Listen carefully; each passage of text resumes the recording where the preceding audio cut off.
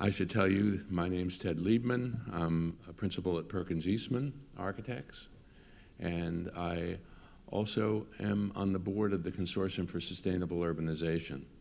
And both our firm and the consortium are very involved with the SDGs. Actually, in my own history, I attended Habitat 1, 2, and 3, 76, 96, and 2016, and I attend the World Urban Forums. If anyone can get to the World Urban Forum, you should look it up under UN Habitat World Urban Forum 10. It's in Abu Dhabi in February, and 20 to 25,000 people usually attend from all over the world. And if you want to understand the depth of housing, you will learn it there. You see a world in need of housing. Now, I'm going to see. So you can see our panelists. Lauren is from the Jonathan Rose Companies. Raman is from an Australian architectural firm, and Stephen is from my firm. Now, housing is a big word, and I think we have already seen from Mark Willis's presentation how wide-ranging housing is. But if you just think of the Sustainable Development Goals 1 to 17, housing, in order for housing to be successful, it has to almost have all of those cooperating with each other. And we have to worry about land and natural resources. We have to build for density and affordability. And how can we get the quantity and numbers? We were just talking about 8.6 million to 9.6 to 10 million. How can we get that quantity and still have quality, livability and wellness, affordability, economic vitality in all of our communities, and walkable, compact cities? We have to deal with population growth. In our region, we worry about the zoning in New York City, but we still see 1 and 2 acre lots in Westchester, and the counties around us not accepting their burden. We see New Jersey actually responding pretty well now, but now we have to figure out a few extra tunnels and ways to get them so they can come to work in the city. And now we're finally being able to realize that maybe people from coming to work here might also pay a little bit to get here. So congestion pricing, and which really means if you want to come here to work, you should participate in the burdens the city has. Goal 11, everyone will talk about it. It's very important. And the inclusive, safe, resilient, and sustainable and we'll talk about those things.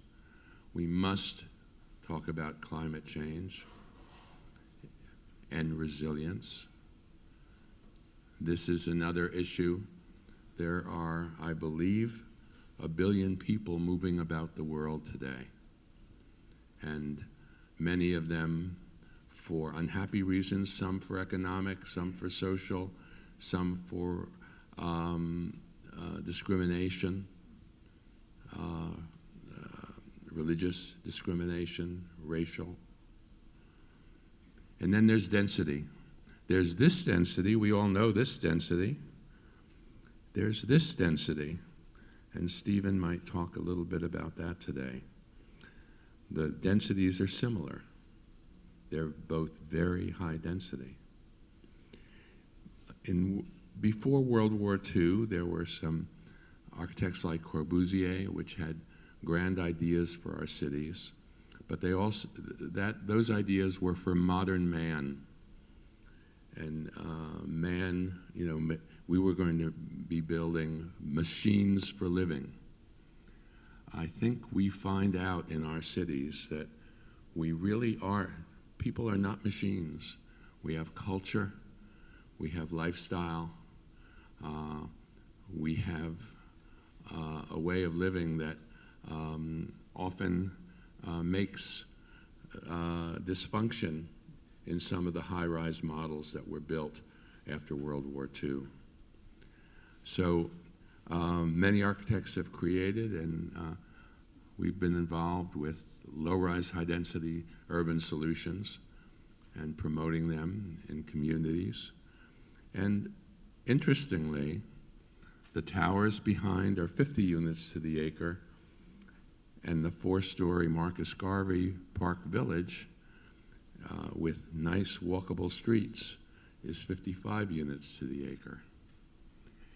What about equity, equality, inclusion? We talk about it a lot, one of the most difficult things to achieve, but until we do achieve it, will we have successful cities and successful housing?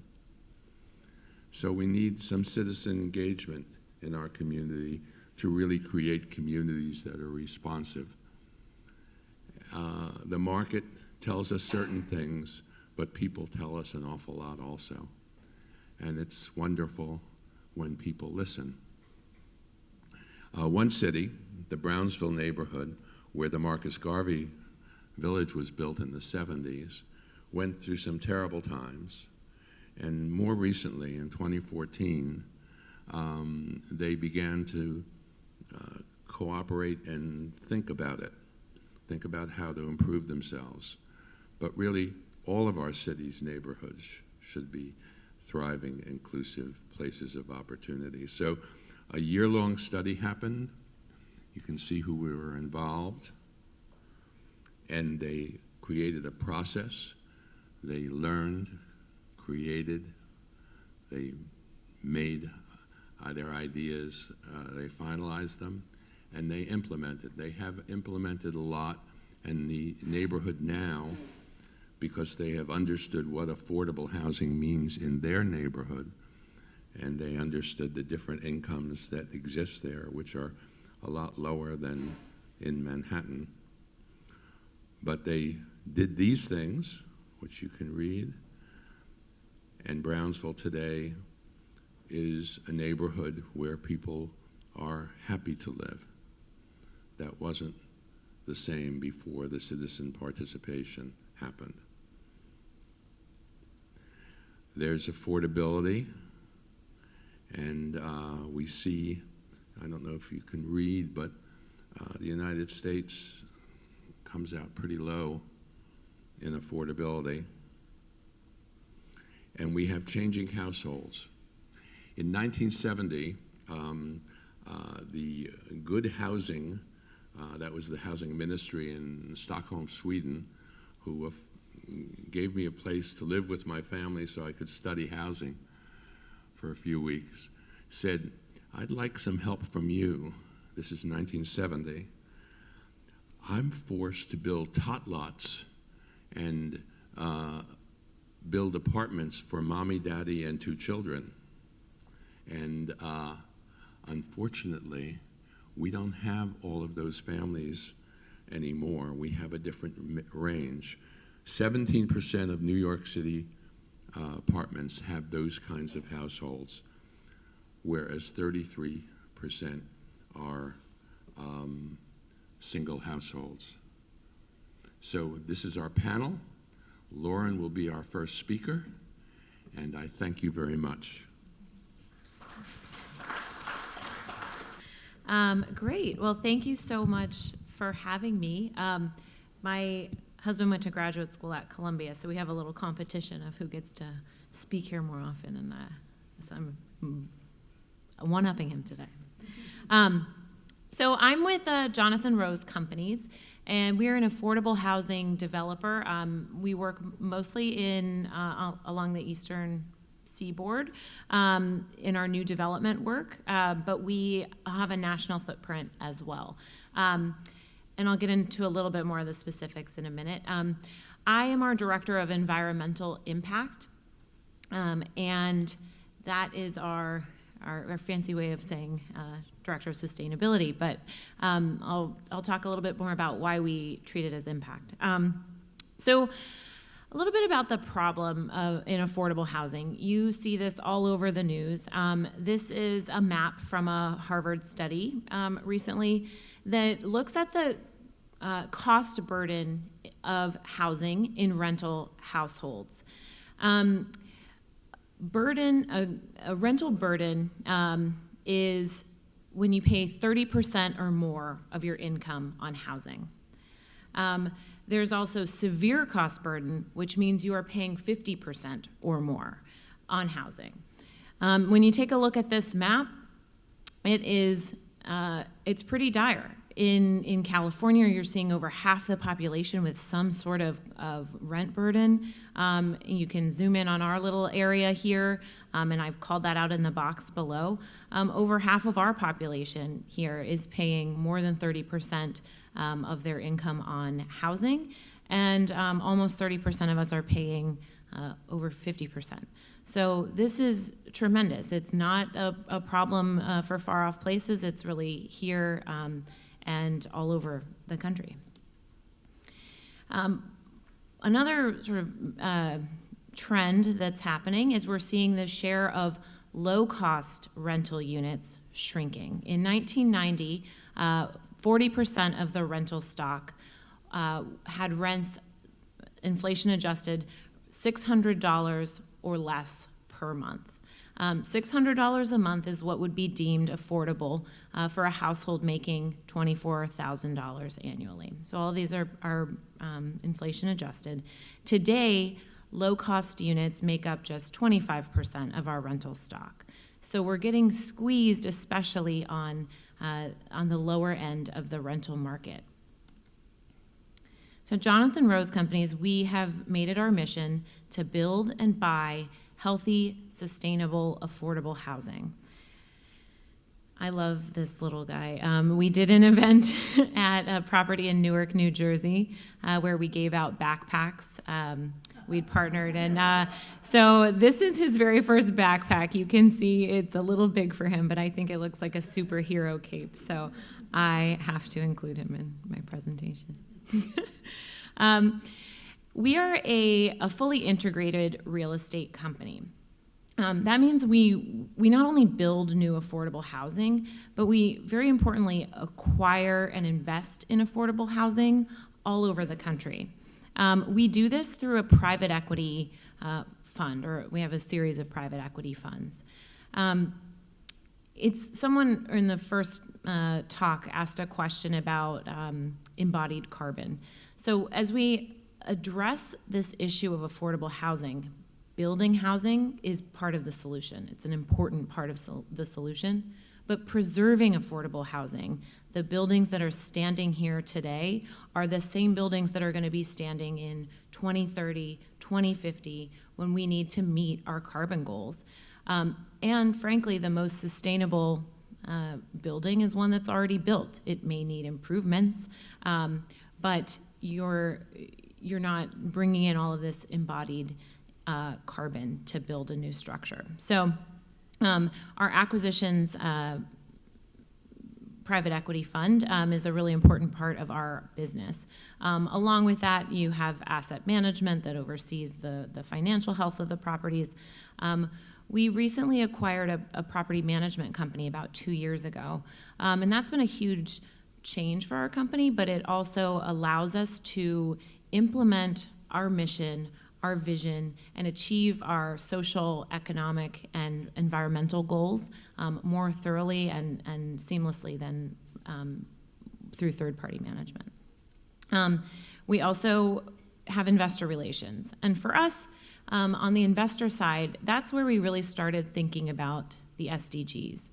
In my talk, I'm not going to talk too specifically about the Sustainable Development Goals. I think Mark did a great job kind of going through them one by one to list off what's important. And we're actually going through a process right now to do a materiality assessment. Which goals can we actually, as a company, deliver material, tangible, measurable impact on? I think if you've been around long enough to remember greenwashing as a big trend, we've also heard rainbow washing for these UN SDGs. Because of all their beautiful colors look really good in reports. And we want to make sure that we're approaching them thoughtfully and carefully to make sure that we're not just slapping a label on there, but that we're having true impact. So we position ourselves in the market as an impact fund. And what that means is we're able to attract a series of investors who are interested very much in financial returns, but they are also interested in doing good with their money. And so as an affordable housing fund manager and an affordable housing developer, we're able to help them achieve their social impact goals as well as their environmental impact goals. I'll start here talking about social impact.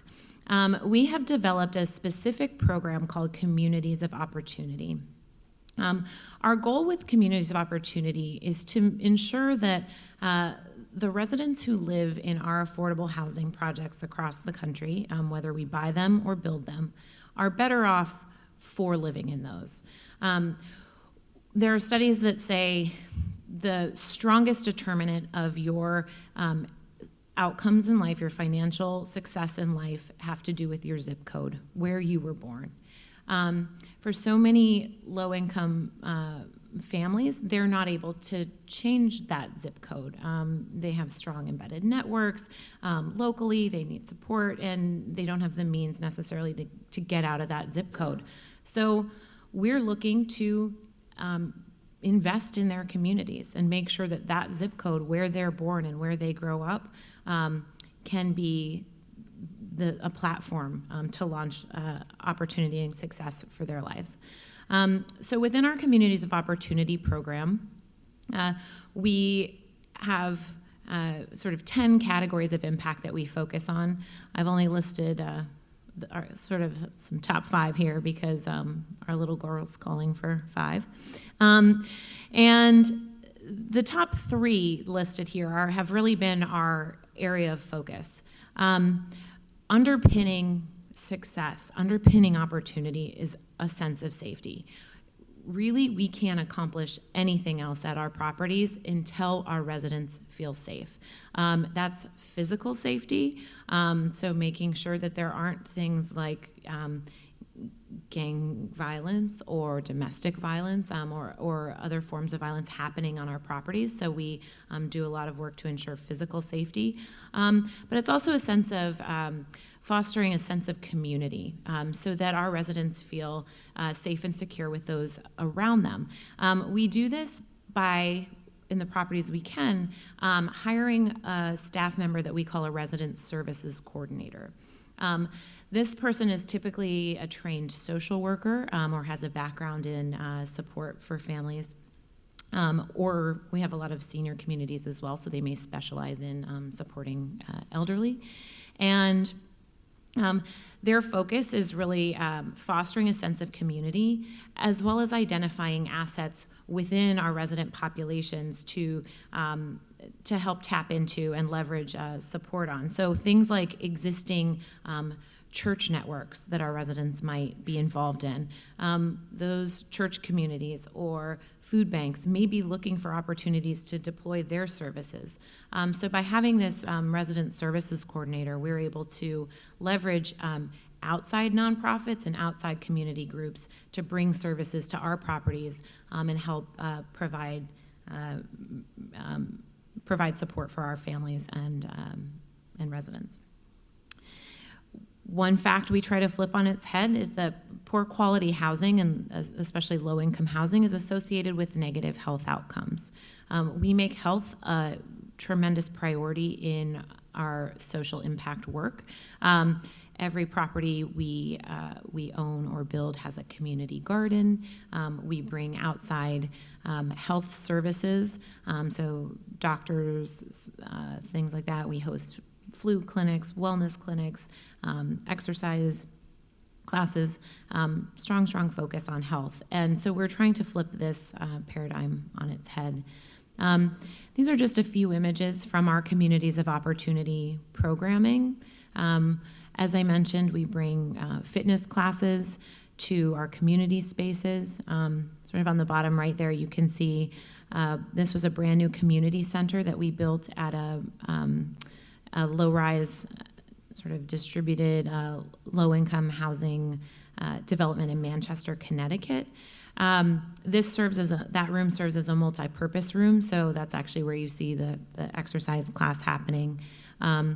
We've been able to bring mobile food shares to the property, where once a week our residents are able to line up and get healthy foods delivered right to them at the property. It also serves other folks in the surrounding community, not just our own residents. We do a lot of intergenerational work as well, so that we ensure that children have supervision after school, and it's a good way for folks to kind of interact and, again, bring that sense of communal safety to our populations. So this is sort of our model or our flagship building that we're taking a look at right now. It's under construction, the kind of two buildings that are in the back there. This is up in East Harlem. It's a building, or it's a whole community called Sendero Verde. We're co-developing it with L&M Partners and the Acacia Network as our nonprofit partner. We run this land through an RFP process with the City of New York. It is financed with HPD. It's about 670 units of affordable housing from incomes that are formerly homeless up to about 130% of the area median income. We've designed it so that there is an open courtyard that's connecting the residents to the community. We're able to preserve partnerships with 3 community garden groups that you kind of see on the front corner there. And most of the retail and ground floor spaces will be filled. They'll be filled with a charter school, with a daycare, and with other community groups. So we're really thrilled about this. The most exciting element for me as the environmental person is that it's being built to passive house standards. That means it will use about 80% less heating energy than a typical building, and overall at least 30% less energy in total. Our environmental impact work, we focus on several things. We always try to design through a third-party certification to really hold ourselves accountable.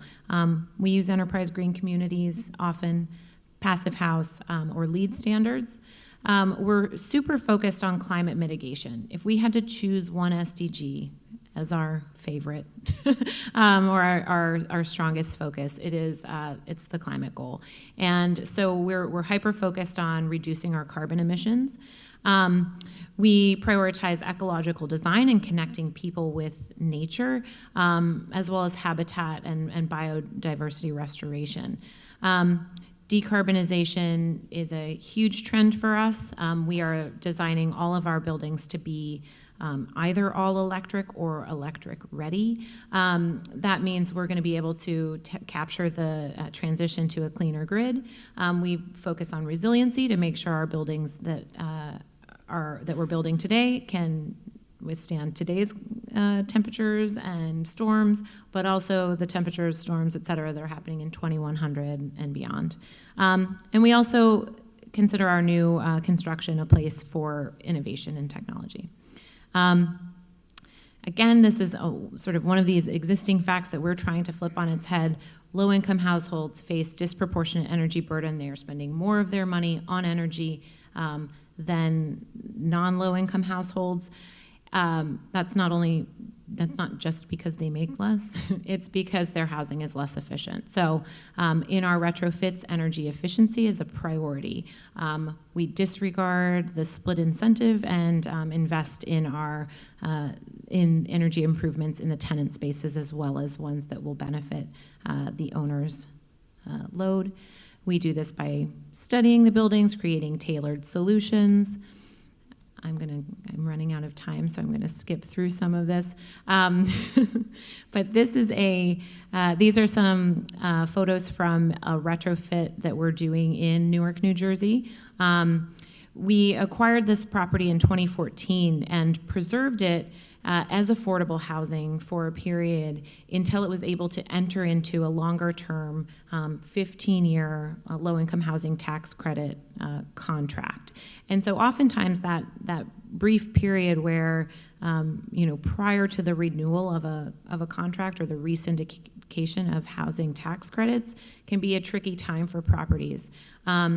Through our private equity fund, we're able to kind of bridge that gap and make sure that these properties don't fall by the wayside and get kind of pushed out of affordability. So doing deep energy retrofit here. And we're just really excited about pushing the envelope and finding different ways and different solutions to achieve energy savings and carbon reductions across our portfolio. We're doing solar development, purchasing green power, but also importantly is the indoor environment.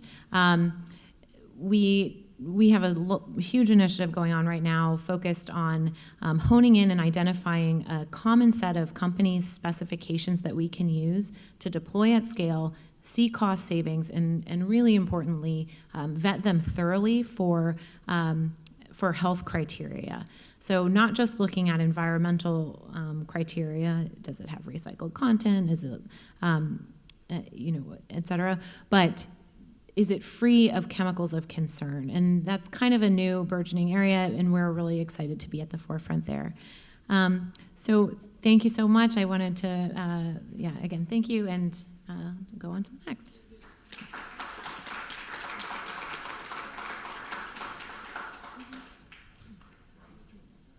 Okay. I called this Distant Lands because Ted's email to me was, it's good to have someone from the distant lands. So thank you for inviting someone from the distant lands to talk about housing and how that's done by us as a practice, and in addition to New South Wales Government, where Anna and I both come from. Now, just a little bit about, what's this guy here for in regards to who am I and what a practice we have. I'm a director at a Cox Architecture practice, which we're a multinational practice within Australia, and we have studios in all the Australian capital cities.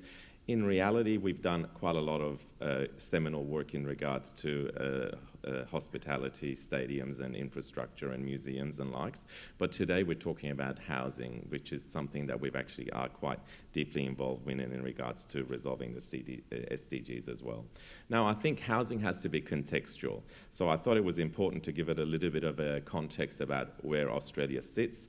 Clearly, we are 10% of your population, which is quite limiting in a way, but we still have the same problems that you have, and one of them being the fact that we're in a 90%, we're sitting at 90% urban and 10% within the rural. And most of our urban fringe, unlike United States, is actually to the coastal fringes of our side. So most of us is sitting within that. One of our obsessions is obviously home ownership in Australia, because that's why it was set up, about the obsession with a quarter-acre block. So most people in Australia want to own homes. And one of the key aspects is that we are a very multicultural country as well, with 30% of our population, really 30 to 40% born overseas. Then it brings us to Sydney, and I chose this photo because I think this is a seminal photo done by David Moore, our little Henri Cartier-Bresson of 60s Sydney, where it's quite an organic look and feel about the city and what it feels like. And that's what we always envisage Sydney as being, but which has all its challenges, but at the same time it is a lot more than just an organic peninsula suburb. So then we come into New South Wales and Sydney. So we're sitting at a population of 5 million for both Sydney and Melbourne, really, and we are the larger cities in a way. We have a unemployment rate, which is actually a lot higher than United States. We are sitting at 5.2, 5.3, and New South Wales is sitting at 4. One of the fundamental issues is also that the average price of housing in Sydney is around $1 million, which is quite considerable, and that's not really sitting within the fringe of most Sydney-siders per se. So as such, we have a serious housing affordability crisis, and one of the key aspects we have that we're managing in that front is that there is no taxation subsidy for social housing whatsoever.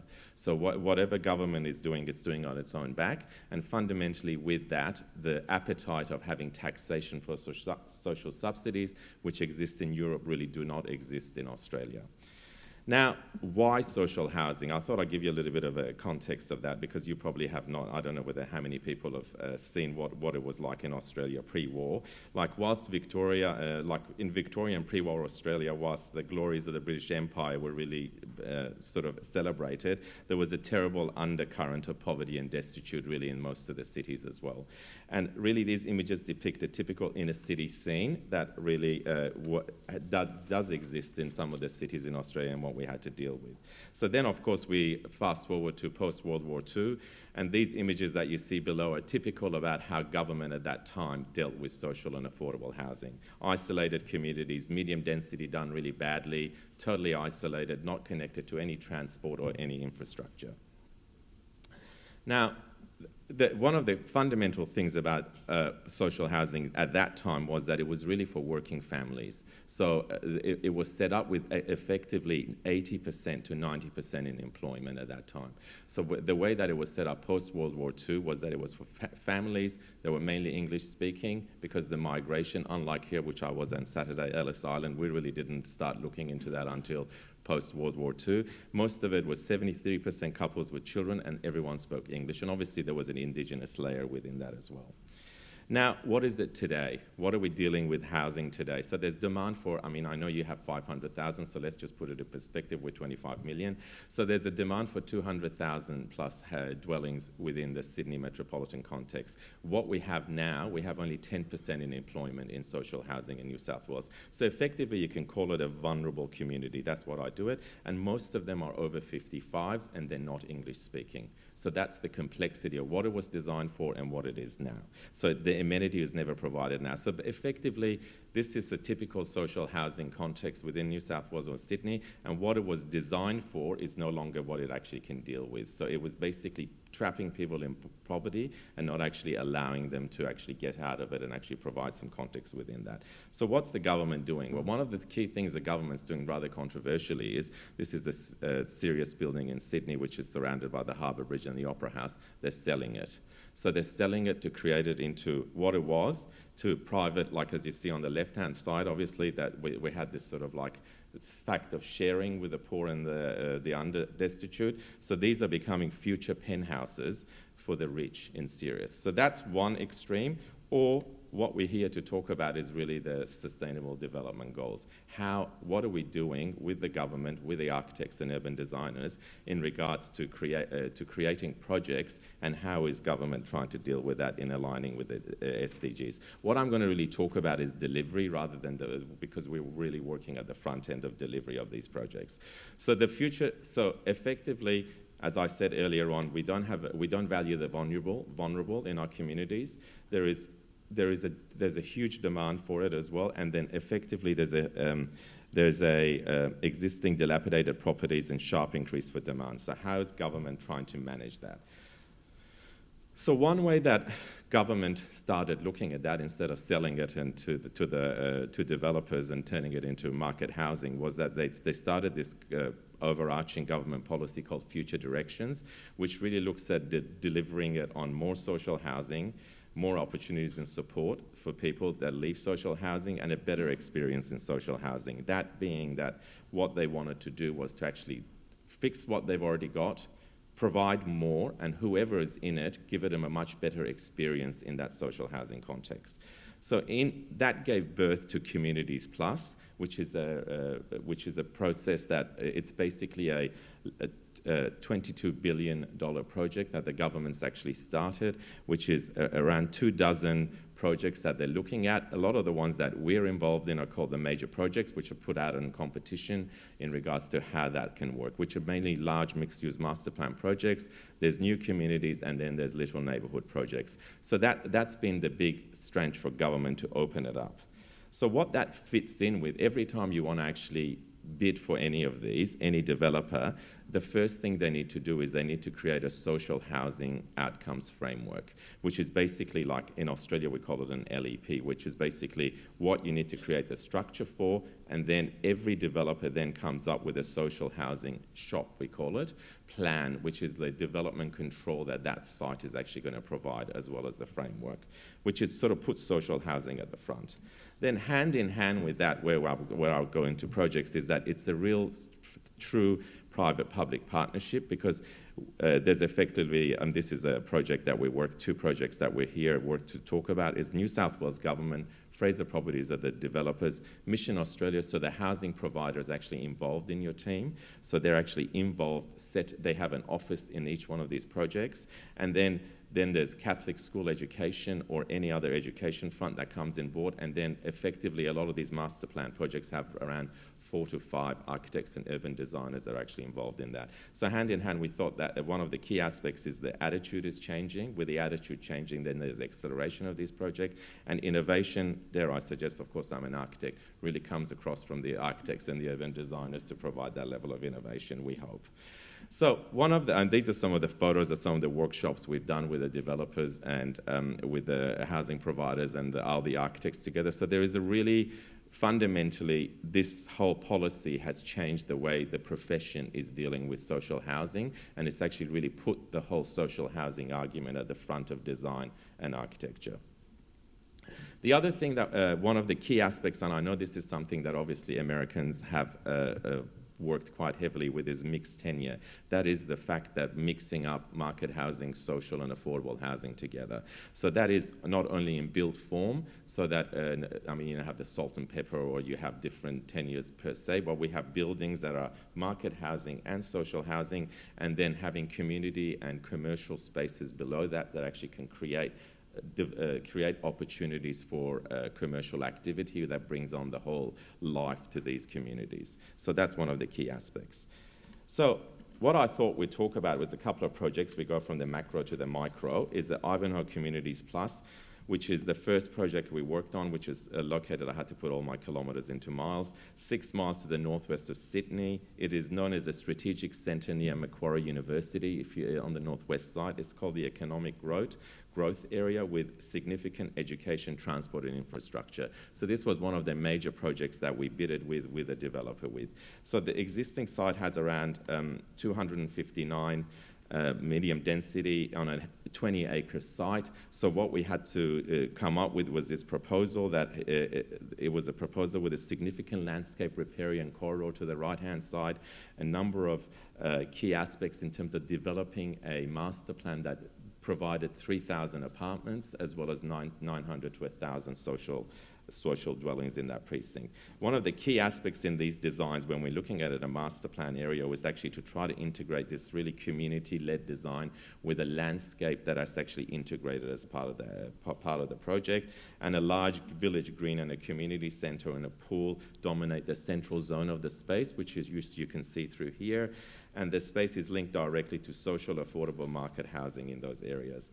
The mixed-use nature that we're proposing also, there is scale here, because density is a key aspect that we have to deal with, is in the ground plane, and then it's got a lot of public, retail and human elements through it. In addition to that, there's 1,000 vertical schools, 1,000 student vertical schools actually integrated as part of it, which brings in the layer of the education facilities within that tender. The next one I thought we'd talk about is Lidcombe, which is another one which really looked at community uses on the Grand Plain. This is located some 11 miles west of Sydney. It's between the Sydney and the Parramatta, which is a second central business district in Sydney, and it's near the Sydney Olympic Park. It's right next to a rail track. And the surrounding context is semi-industrial, at the same time urban, and it's got a lot of growth and business commercials right next to the railway station. So what we looked at within that with government was that a proposal that's run with a private partnership as well, that the whole grand plane of the development is all community uses. So that was one of the key aspects in order for them to get extra density, which you were talking about earlier on, is to provide some community uses at the base of that. And that was we called that the voluntary planning agreement, so that you give them a lot more, the project has a lot more community uses, and then you get more apartments in it, and that's around 700 or so apartments. So on the ground floor, there'd be community hub, co-working spaces, childcare and senior living. And we approached that, which I'll talk later on about, in regards to what those spaces could look like and provide a whole very different social experience through that. Now, in terms of micro, it's about the designing of each buildings and what they do in regards to creating a sustainable city. Community, and the two projects that we've done in Brisbane and Queensland are some of these social housings where we've actually approached what you look like within the space as a different element. And one of them is giving the social layering a lot more importance in that area in the central space. So what you have here is that instead of the normal corridors that you see in standard social housing, what we've tried to do with a lot of these projects is actually to create this, instead of being socially isolated, all the central spaces of social housing are actually a real pedestrian street, and we're creating this vertical format of green and landscape. Of course, our weather pattern allows us to do this, while it's a little bit harder in minus 2 degrees Celsius to do that. And creating an atrium like a pedestrian street, where reducing that social alienation within each one of the social housing looks. The other one we've done is the affordable housing in Bonnie Lane, where it's the same principle that we've applied in Constant Street, except in this case it's sort of like layered in as much more open, ventilated spaces, a social initiative in that regards, and also a lot of opportunities for social interaction within the spaces again.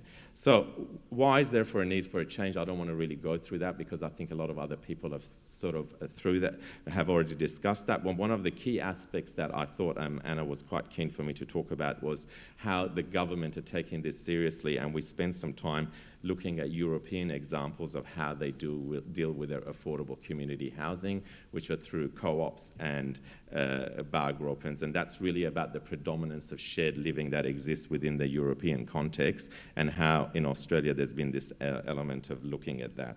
So we went with government to 3 cities which do this quite well, Berlin, Vienna and Zurich, and they have very different contextual layering, where we looked at how people are looking at housing in a very different format than, say, Australia or America, and how community housing is really at the forefront of their thinking. Of course, they have very different economic issues that we do, and they're much smaller. But one of the key aspects that was really, it opened up my eyes, and especially government's eye, in regards to the way that there's a whole different new agency and a different new zeal to look at community spaces at the ground level in these cities, and how a lot of their affordable housing is really looking at shared services, smaller apartments per se, but at the same time a lot of workshops or residence and community living spaces within that.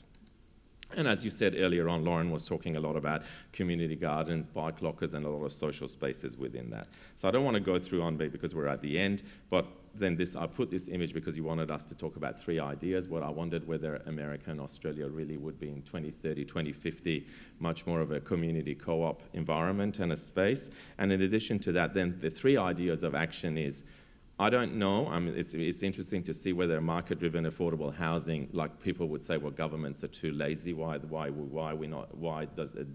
does market housing need to be developed instead of government actually giving people the right for living and a quality environment, especially in places like US and Australia? The other element is obviously lack of housing security, which exists in our countries, and I presume it doesn't really exist in Europe at all. So there's a whole build-to-rent capacity and changing land use for those, and design excellence at the forefront. The other element that we're looking at quite heavily is actually aging in place. How do we start from cradle to grave?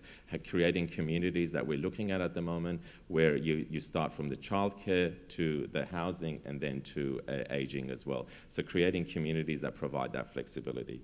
And that's it. And I'm 15 minutes.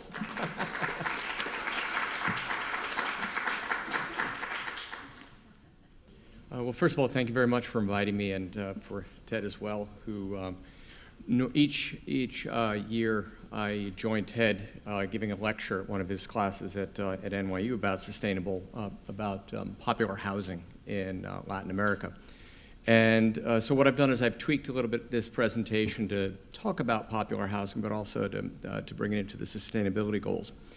And probably the easiest thing for me to begin with is give you a little bit about my background, because I don't generally look, you wouldn't associate where I work with my accent, but I'm born and raised here in the United States, but I share my time between Guayaquil, Ecuador, and New York. So I spend about a week to 2 weeks every month in Ecuador. I'm a licensed architect in Ecuador. I was actually licensed in Ecuador before I was licensed in the United States. My daughter lives presently in Guayaquil, and I'd say a good part of my life is still being a part of that community. Perkins Eastman, we have 17 offices around the world, and one of our offices is in Guayaquil, Ecuador, which the first question that comes up for most Ecuadorians is, what the hell are you doing down there? Because most of our offices are really where the rest of our competitors are, in Dubai, Mumbai, and other some other more sort of industrial cities. And in Guayaquil, we do a number of things. We do offshore work, so we use it as a support, a network to our offices in the United States.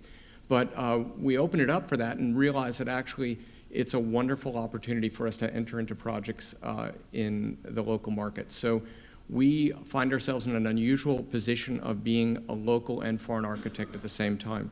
And this has gotten us into a lot of very interesting projects. So I'll speak a little bit about South America, but mostly I'll hone in on Guayaquil, Ecuador, where our office is and where I know very well. Guayaquil is not a city that many of you probably ever heard about. In 1920, Guayaquil was a city of about 150,000 people. Now it's tipping close to 4 million, which is huge. And this photograph I like because it really shows what we're dealing with in Guayaquil and in a lot of developing cities, where the city is planned around a mangrove, and you have the community to your right is all invasions or informal communities, stolen land. Essentially, when it comes to, I live in two worlds, so just finished a project on 51st Street with HPD and working on affordable housing and getting a ULURP process through, and on the other end, I'm dealing with clients that are saying, can we build something really quick because they're stealing my land at the same time. So Guayaquil is a city, like many cities around many developing cities around the world. They have areas of very high density, tremendous urban expansion, uncontrolled urban expansion, unplanned urban expansion, a lot of informal communities. And for those who are unaware of it, an informal community, what generally happens is, I've seen this in Ecuador, and it's kind of a scary thing. You'll have a community that kind of gets together, and all of a sudden, one night on a Friday morning, they'll move over. 300-400 people will take over a piece of land, build up temporary structures, and then instantly put a lawsuit against the person who owns the land, and start this conflict between the owners of the land and the government, and it's very hostile, and it's really aggressive, and it shows, on one side you have the landowners who are saying, people are coming and stealing my land. You've got to throw them off. They've got to be, they've got to work within the system. And then on the other end, you have people who are saying, listen, there's nothing for us. There's no affordable housing. Government is not involved in housing. Private industry is not involved in housing. Where am I going to live? So it's something that's very murky, and a lot of the message that I'm going to talk about today is kind of murky. That's a little bit of the world that I live in, and some of the suggestions that I'm going to offer at the end, because Ted has asked us to get together in 3 very different worlds and talk about some suggestions of where to go. I don't have a lot of great suggestions. I've got a lot of things that we're kind of working on at the same time. So, but this is the reality of this part of the world. So this is a great photograph. A lot of you have seen this before from Sao Paulo that really talks about the divide between one part of the world and another part of the world. And one of the things that, if I can recommend anything, I'll give a pitch for an author who I've recently met, and I'm trying to promote him like heck. There's a great book written, The Divide, by Jason Hinkle. If any of you have ever read it, or if you haven't read it, I'd go out and buy it. The Divide by Jason Hinkle. Only 700 copies have been sold. And when I met him, my girlfriend's a publisher, and she said, "Oh, that's not a lot of books." But he really talks about the global north or global south and why these communities have not gotten better. And this is something that's really kind of getting me as an architect, because I kept thinking as an architect, you just build the right thing and people will come. It's a lot more complicated than that. And it has to do with economics. It has to do with global networks. It has to do with a lot of things sometimes beyond our control. The informal communities start out much like this. Some people kind of come to an area, they start to build. There's no public infrastructure. A lot of the electricity is stolen. Water comes by trucks or courier to an area. And later what happens is the city has to go and make this more formal, an incredibly expensive process to go back in and make something formal. This is a great drawing that was done by a Colombian architect, Rain Semper, who has done some wonderful studies on informal communities. And I like it because it shows kind of the driver to what pushes an informal house. They look like a mess when you see them, but really there's a lot of logic to it. Houses kind of start out usually with number one, it starts out with a person who's built a little barber shop, and behind it, he's living in the barber shop in basically a shack. And then as time goes on, they built a little house on top of the barber shop, and they continue to, bit by bit, take home a bag of cement, a few bricks, and they keep building and building, and they get something a little bit more formal. Here's a photograph of that barbershop and his house in the back and what it looks like. Totally unregulated, totally uncontrolled. The electricity is in many cases is taken. Is one of the ways that the cities begin to take a hold of these communities is making a trade and saying, if you start paying for electricity, we'll give you a deed to the house, to the land. So it's some innovative systems that some governments are working with. So what do these communities look like after 15, 20 years? Here's a great shot from Bogota, Colombia, where these informal settlements have just grown up, and now it's part of the city. And there's a lot to be worried about here in terms of how these buildings were built, the security, the safety of beyond just sanitation, but also their vulnerability to natural disasters. Oftentimes, if you can imagine, if land is stolen or taken or seized, it's not the best land. So it's land that people may not want. I'll let them have that. That's a piece of land that floods. It's a piece of land that we're not going to care about. So people in the most vulnerable part of humanity are in these communities that are also incredibly frail. So one of the questions that often gets asked when I talk in Ted's class is, are there any programs? I'm amazed when I see the programs in New York City, and I just came back yesterday from London and Vienna, which actually is going to change a little bit of the work that we're doing. And a good friend of mine in Vienna was talking to me about the process they have for public housing, and I was blown away. And they said, "Oh, we have so much to learn, to work on." I said, "You got to be kidding me." This is, there have been some really interesting projects, and they were back in the late 50s, early 60s, and oddly enough, a lot of them were in Venezuela. Venezuela was really on the leading edge of public housing at the time, even though it was an incredibly small number. Now, these things look a lot like the Le Corbusier type homes, and it was interesting. They're beautiful in the photographs, they're wonderful, but what happened is they didn't really address the community and what it was like to live in that environment. And what you end up having is they abandoned the houses and they set up the informal communities around it, because actually these informal houses were more utilitarian and more useful than buildings with elevators that didn't work or water systems that broke down. Even today, when we're working in South America, I go back to the book, The Divide. There's really a divide in a lot of developing countries.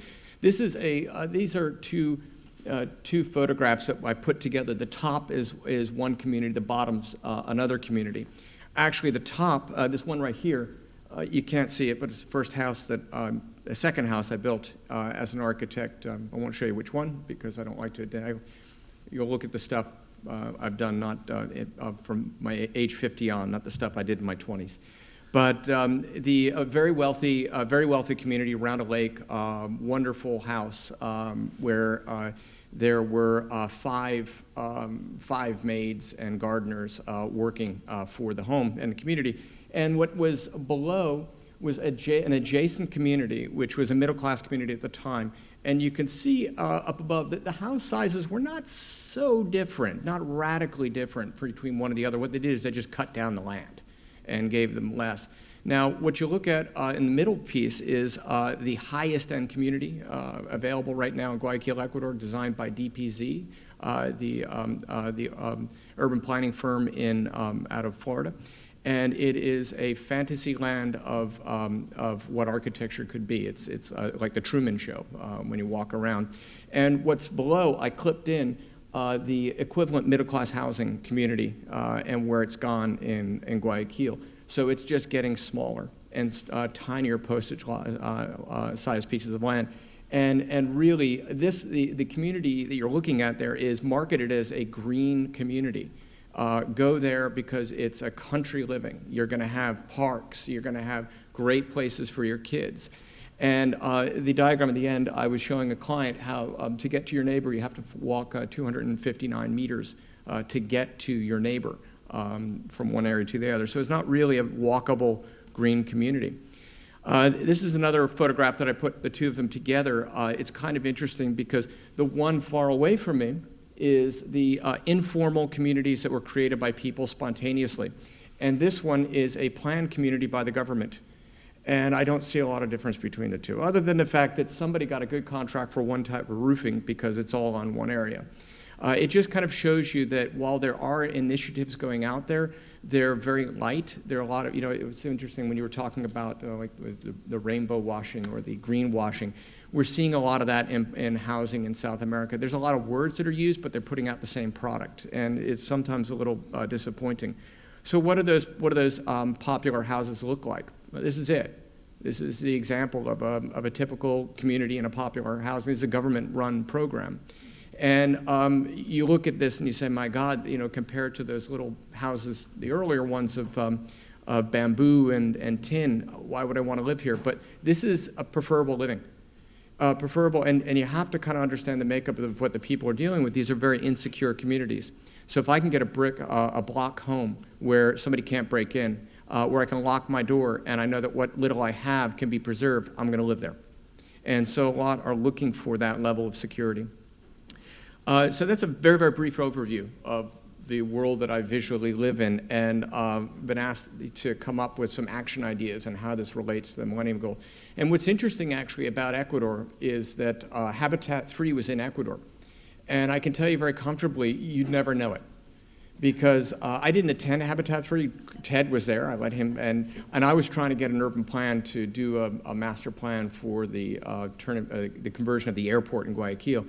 It's fascinating to me that it didn't touch that environment. They're not talking about it. I brought it up in presentations, and clients go, yeah. How am I gonna, there's a statement said oftentimes that you hear a lot in South America. They'll say, well, that's a first world problem, but these are third world realities, and we got to live in this world. So what are the areas that could change this problem? For me, my perspective, it really comes down to technology and knowledge exchange. That we really need to share information between cultures a lot better and continue to do so. On building codes and safety programs. Two examples, in Ecuador, I've been trying for many years to improve the building codes. A very daunting process. They're trying to start from new, and I'm trying to introduce the idea of going to an established building code system and working with that and manipulating that and as a place to start. Another place that we're working in South America is the California Safety Assessment Program. After earthquakes or disasters have happened in the United States, California, our office, many architects are part of this. You're deployed out to buildings and you give a quick read, a 7-minute survey of every building. You put a stamp on the front, say red, you can't go in it. Yellow, someone's got to go back and look at it, and green, it's okay.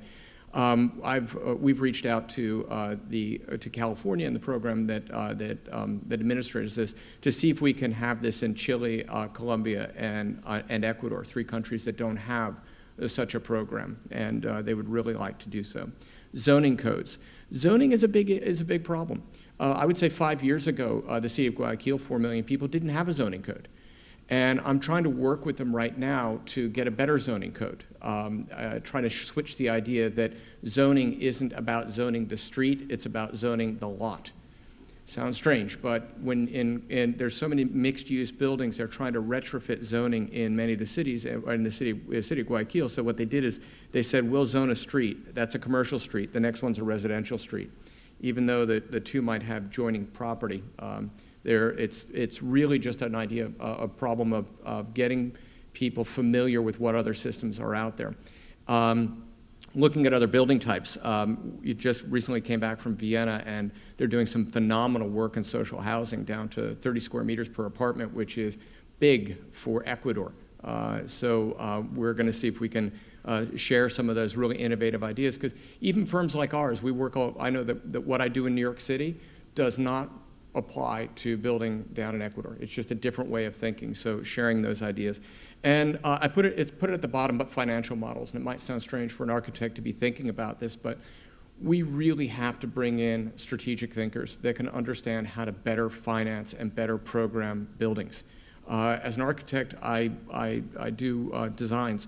We need people who can structure the deal and make sure that it's profitable to do it, because right now it's happening at a very slow level. So some great examples of what's happening, and many of you probably have seen this work of Element and Alejandro's work, where I believe just won a Pritzker Award for doing a social interest housing in Chile. This is a wonderful project where they build the concrete portion, and the piece in between is an infill that the people build on their own. So they allowed it to kind of organically grow a little bit like some of those invasions or the popular houses. It's incredibly ingenious and works really quite well. Chile is one of the leading countries in South America for housing and social interest housing.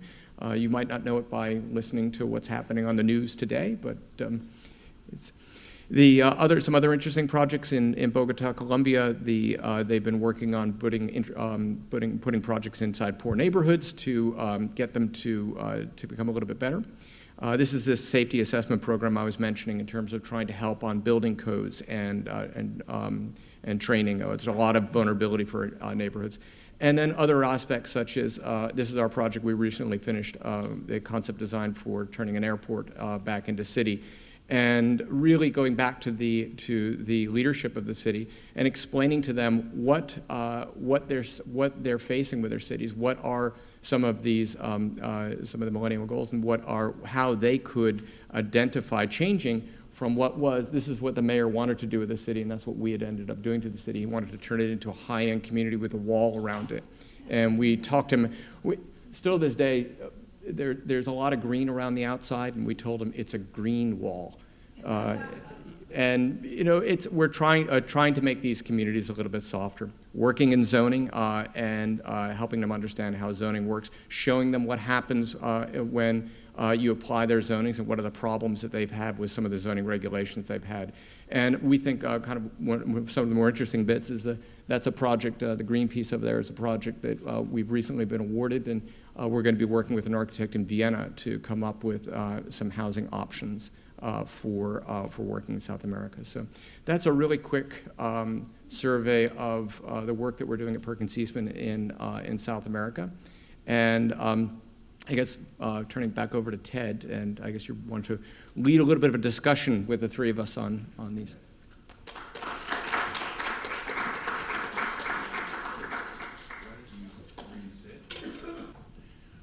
We have not a long time, but enough time. I think, why don't we get a few questions from the audience? Discussion. Hi, my name is Siman Sorg, and I designed a project in Washington, D.C. for formerly homeless veterans. And the first guy to move in there was a guitarist for Elvis Presley, who went to the Vietnam War and came back a heroin addict. And when he moved in there, he said, I feel at home at last. And he said, we thought it was the architecture, we thought it was the social services we'd provided. But what he was really happy about was that he had found his sister through a computer program that the computer room in the building had helped him do, computer teachers, and so he felt at home. And so I started thinking about some of the other projects that we'd worked on in Capitol Hill, for example, one called Kentucky Courts. And there, I realized how separated the housing policy was in terms of connecting families back together. For example, grandma was living in an elderly housing project 5 miles away. The people in the project we designed were women mostly with just children, and some of the fathers were just either incarcerated or just coming out of incarceration, had no place to live. And so actually the question is for policy or anywhere, even in, say, the Rose companies, where we've thought about emotional well-being of connecting families together and sort of looking at a way to design, not just intergenerationally, but to really have a policy that, I come from a place where extended family is the model, and what that kind of emotional support that you get from your own family is irreplaceable. So some of this is set by the way that our policies are structured. There are separate programs for senior housing or housing for disabled or formerly homeless. So there are some structures in place at Housing and Urban Development, for example, that do kind of dictate who's prioritized for housing. So working within those constraints, we have, I would say, quite a bit in our existing building portfolio, kind of this interesting construction where there will maybe be a senior tower surrounded by a grouping of townhomes that support families. Those are the properties where we've really prioritized intergenerational activities. So I showed some pictures, I think, from a property in Newark, New Jersey. There we had this issue with kids getting off school, parents not being home from work yet, and chaos, after school. And so we, within our community center, started inviting the seniors, whether or not they were family, to participate in after-school programs and launched some of our intergenerational programming there. And it was a tremendous support. We are prioritizing where we can within the bounds of HPD and other financing agencies we're working with, the construction of larger units. It's sort of this balancing act. We are seeing an increase in demand for senior housing, which is typically studio, single, one bedroom. But we do also have these communities that can house families, and so we push to build those 2 and 3 bedroom units wherever we can, because those are in such demand, especially here in the city. So we do try to push for those. I think it provides not only emotional security, as you're saying, but also a lot of financial resilience as things happen and children need to be watched or someone gets sick. Having that larger family network is really one way to survive through those moments. I wanted to comment on intergenerational. Most cultures have had over the years intergenerational housing. It's very interesting that there's a trend now, especially because people are working longer and living longer, that the idea of the grandparents living with and raising the grandchildren is not a trend that's continuing in many places, mainly because the grandparents are still working and they don't have, not that families are going apart, but they are working and don't have the time to do those services. I think the kinds of mix that you have of maybe families living nearby an elderly facility, a senior facility, that is wonderful because of the proximity. But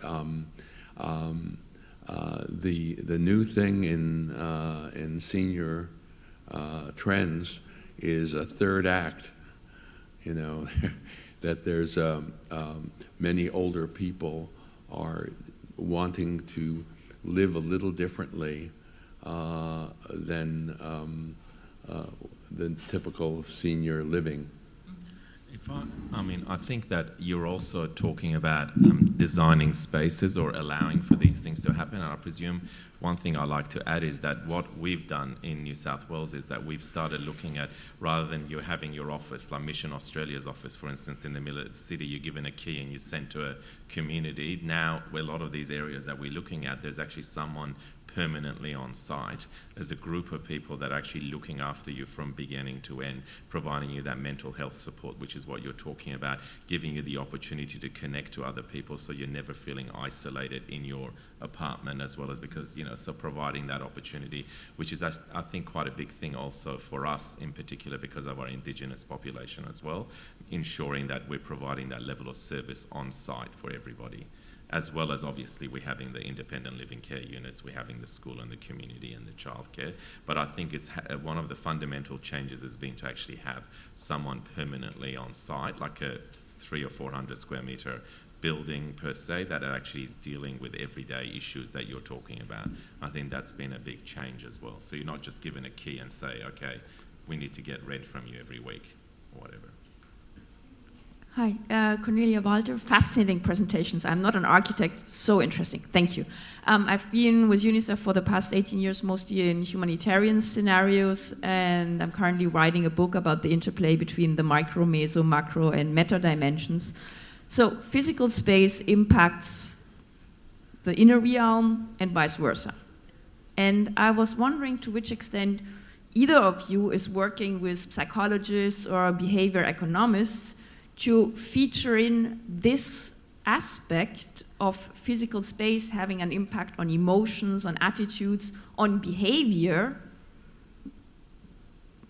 And then another related question to that, where do you see the space in the future of artificial intelligence, technology, machine learning in the spaces that you're designing right now? Thank you. I'll get there. Should I talk about probably, is this too, I don't know, I should move forward rather than the speaker.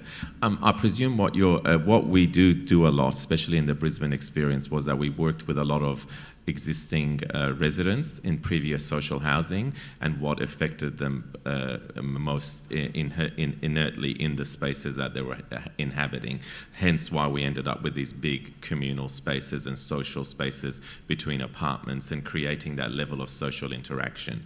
So I presume when you're talking about psychologists, I think that, I can't really talk about that exactly for that experience, but there's a lot of work done with the users to work out, like the residents and who's been living in previous social housing experiences, which have been quite poor. What can we do to make that better, and what worked and what didn't?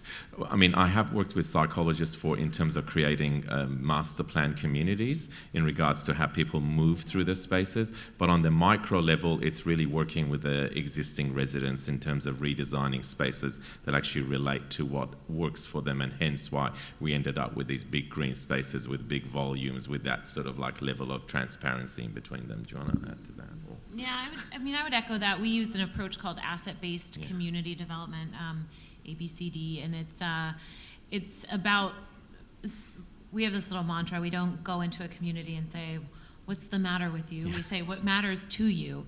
And so we do a lot of vision sessions and resident engagement to understand we don't have a one-size-fits-all solution. We look at a community and engage with them to understand how we can build a space that they'll actually utilize. On the academic side, we are partnering with Columbia School of Public Health, the Harvard Chan School of Public Health, and in an effort to kind of identify some of the linkages between housing and health. It's a really hot area right now that people are working on, and you see things like insurance companies actually building affordable housing to house some of their like highest healthcare users, things like that, and they're saving money by building housing with supportive features. And so we're partnering with some of these schools of public health to figure out and really kind of start to hone in on what are the actions in terms of programming, as well as the spaces needed to activate that support and really have positive health outcomes. So that's what we're doing in the academic space, not quite where you were going with it, I don't think. Post-construction evaluation often employs environmental psychologists to get better results in the interviewing process, so we really understand what the true experience of the families and people living in housing and neighborhoods, and what they like and dislike. And it's how we ask questions. Architects may ask them one way, economists another, and environmental psychologists can really get to the heart of the matter. And I'll just say from my perspective, One World, yeah, in the United States, for projects we've worked on in New York City, there have been some of those aspects that are there. In South America, no. In fact, I'm struggling right now to get a mechanical engineer to be placed on our project team for a hospital. It's a reality of the world we're in. That's for a very good hospital. So, no.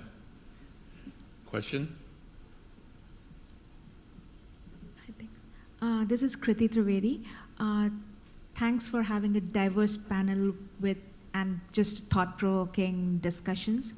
So my question is regarding, through your varied experiences, do you think that some of the models could be easily replicated in developing countries and refugee settings, or some best practices which you see that this is like we can do a little bit of copy-paste and customization in those areas? If you could speak about that, that would be great. I'll jump on this one. You might be there. I do think that a lot of the models, that aspects of the models can be applied. I think we have to be very careful about how we present them. It's all really touchy subjects. No one likes to be taught. No one likes to be told that you're not doing something well and let me tell you how to do it.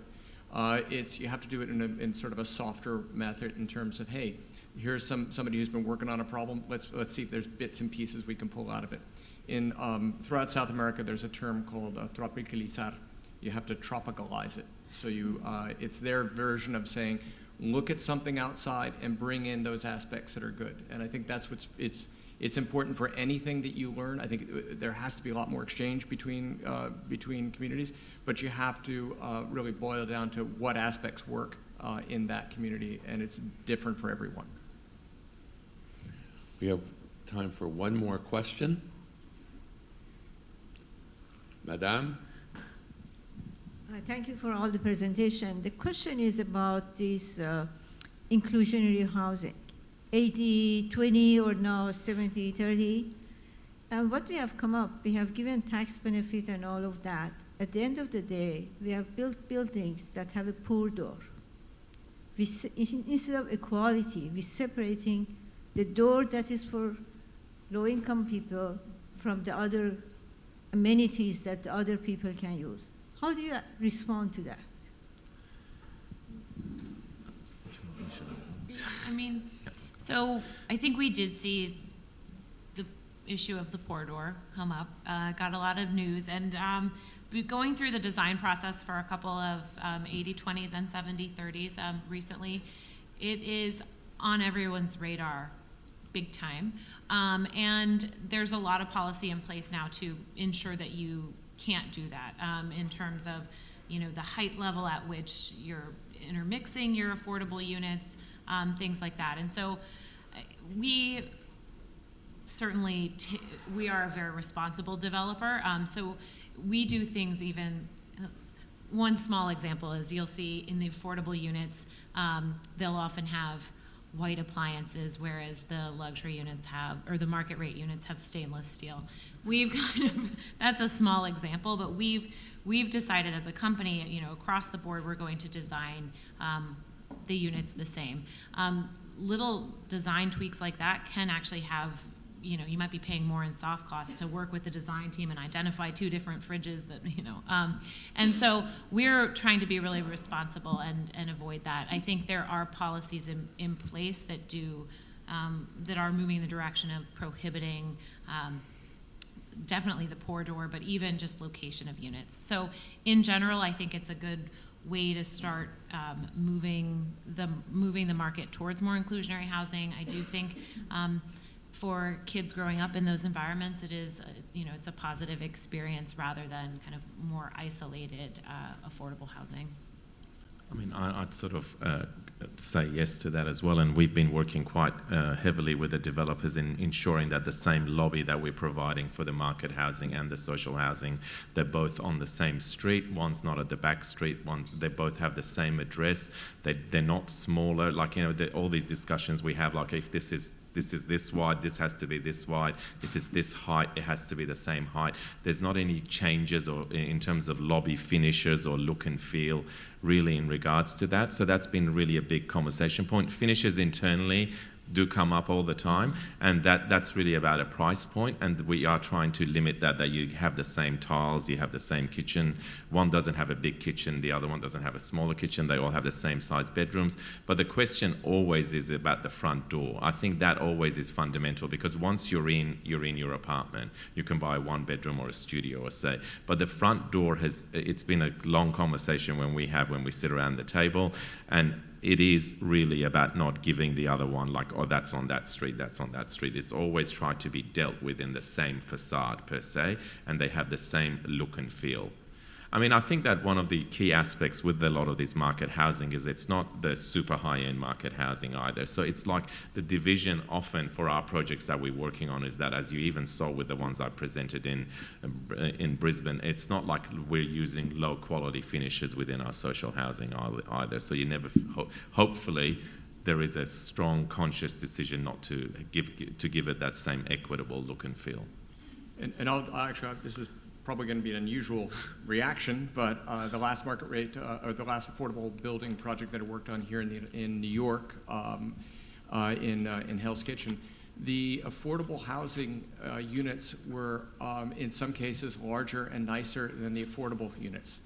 Because HPD had requirements on it that had the bathrooms were actually quite luxurious. I'd love to get a bathroom as large as some of them. So it's kind of interesting that the market rate houses were actually smaller and less comfortable, whereas the affordable units, I'm not kidding you, they were really nicer in terms of the inside experience. So often that's also with, in our cases, we have to meet accessible needs as well for the vulnerable that we were talking about. So often that just leads to a bigger bedroom and a bigger bathroom and a kitchen as well. So that's something that comes in hand in hand. But I do think you're right. It also depends on the developer and getting a good developer that really takes those rules and regulations seriously. Anyone can kind of twist something, but if someone buys into the program, you're going to get something nice.